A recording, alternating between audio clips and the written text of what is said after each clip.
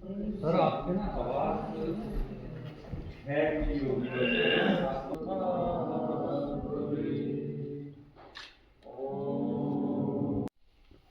यथासंभव और एक बार स्थिति को दोबारा बता देंगे।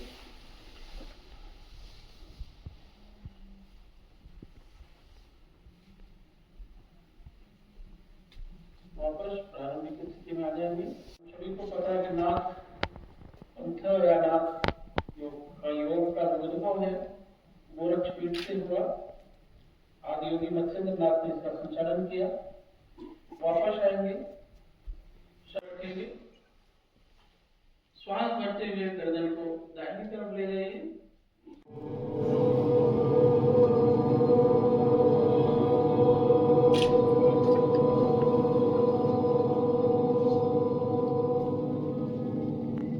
करें और पूरे मनोयोग से इस अनुभव में भाग लें। तो चलिए, हाथों को मोड़ते हुए कंधों के ऊपर रखें और सामने से पीछे की ओर धीरे वापस लंबा गहरा श्वास। पैरों को सीधा रखें, सामने को मरीच्यासन या वक्रासन इसको कहते हैं। से हथेलियों को मिलाकर फिर सामने की ओर ले आए। विपरीत क्रम में इसका अभ्यास का दोहरा लेंगे।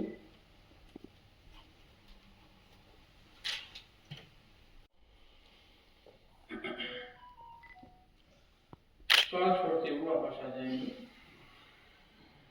अभ्यास पुनः और घुटनों का हमारे मजबूत बनाता है। आर्थराइटिस के लिए ये बड़ा लाभदायक आसन है। वापस आसन सभी उनको पूर्णता की ओर ले जाने का मार्ग है। आज 21 जून अंतर्राष्ट्रीय योग दिवस पर हम राजभवन में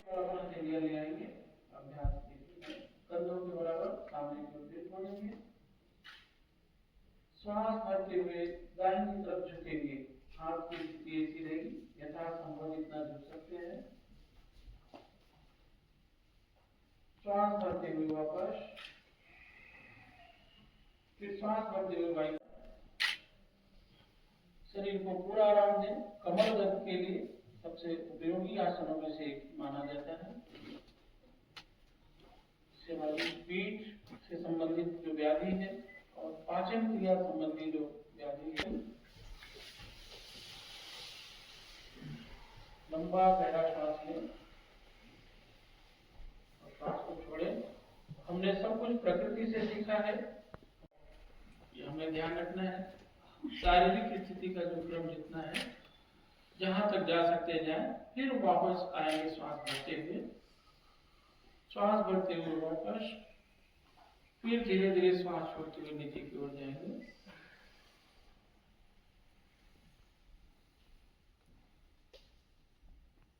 वापस आ जाएं, लंबा गहरा श्वास लें और छोड़ें। हथेलियों को सामान्य स्थिति में का अभ्यास करते हुए हमें सदैव ध्यान रखना है, योग हमारा सपोर्टिव नेचर प्रैक्टिस है और प्रकृति के साथ ही सामंजस्य बनाना है। वन अर्थ वन हेल्थ की ओर आगे बढ़ रहे हैं। सहजता पूर्वक श्वास को लें और छोड़ें। शरीर को शिथिल करें, अंगों को पूरा कर दें। जितना संभव हो सके शरीर के एक स्थान को शिथिल करके पैरों के बीच में पीछे थोड़ा सा गैप रखना चाहिए।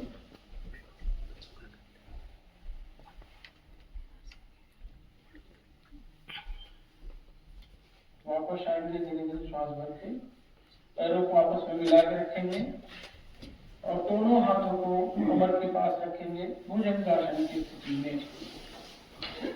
श्वास भरते हुए धीरे धीरे शरीर को ऊपर लेके जाएंगे। यथासंभव नाभि से ऊपर नहीं उठेंगे, ये हमें ध्यान रखना चाहिए। विशेष सावधानी है भुजंगासन में, नाभि तक ही उठना है और पीछे की ओर जितना हो सके देखें। धीरे धीरे श्वास छोड़ते हुए वापस इस स्थिति में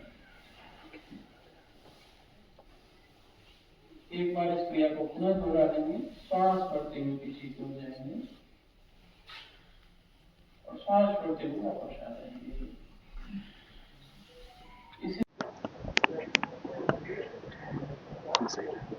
देखिए, योग को हमारे ऋषि मुनियों ने शिव के साथ अपने सानिध्य को बना करके और समाज को दिया। मैं ये मानता हूं कि इधर के संदर्भों में आचार्य पतंजलि ने इसको और विस्तृत किया। अब धीरे धीरे योग अंतर्राष्ट्रीय स्तर पर भारत के इस ऋषियों का प्रतिनिधित्व कर रहा है।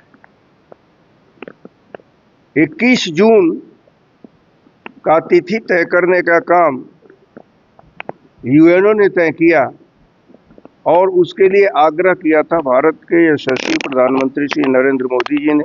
मैं उनको धन्यवाद देता हूं कि पूरे यूएनओ को इस योग की विधा को बता करके और पूरे विश्व को अब इसमें एक जो संदेश मिला है, मैं ये मान करके चलता हूं कि यह केवल अब भारत का विषय नहीं रह गया है, बल्कि योग लोगों के स्वास्थ्य के लिए, लोगों के आध्यात्म के लिए और लोगों के जुड़ाव के लिए